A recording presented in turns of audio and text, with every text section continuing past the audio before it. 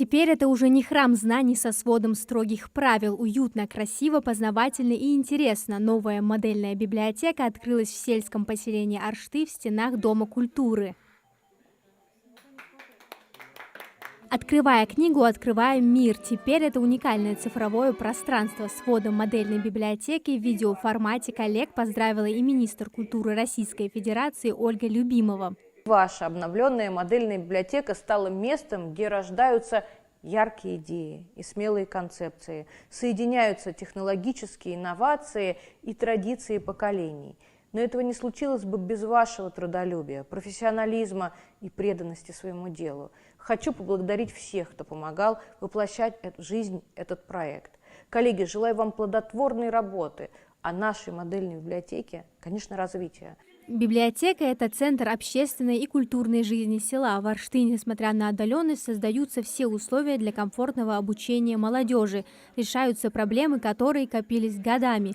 Все они на личном контроле главы региона. О нуждах жителей он узнает лично, инспектируя населенные пункты. Так в Аршты устранили нехватку питьевой воды. Вопрос просвещения подрастающего поколения не менее важный.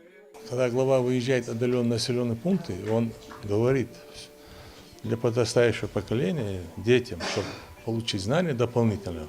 Да, есть школа, есть детский сад, но библиотека в таком современном виде, глава давал поручение, мы с учетом заявок Министерства культуры Республики, библиотечной системы нашей, районной администрации, мы направляли необходимый пакет документов, получили подтверждение. И сегодня видите ту работу, которая сделана в этом сельском поселении. Открытость, доступность и технологичность. Все модельные библиотеки сделаны по единому принципу, но каждая из них по-своему уникальна. Так и арштынскую невозможно спутать с другими. Главным приятным подарком для читателей и самих библиотекарей стало поступление новой литературы. Книжный фонд пополнился как русскими, так и зарубежными произведениями. Руководствовались предпочтениями жителей.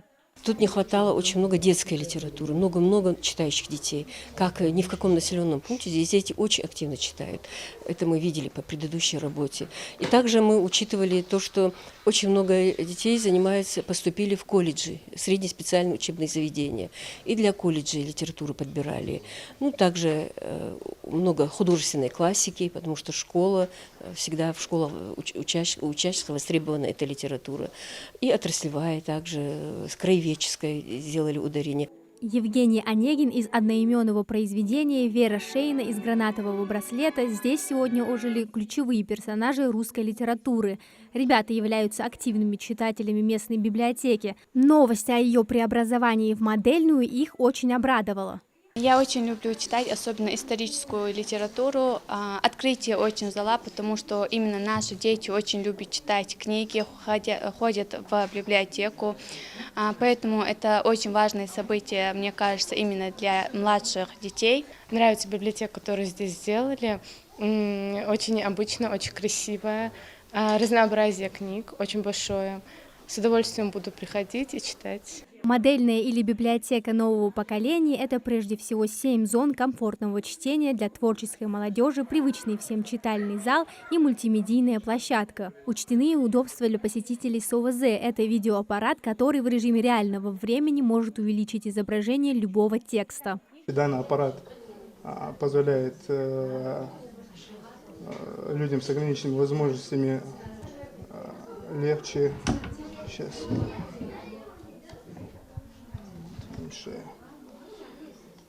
воспринимать информацию с книги.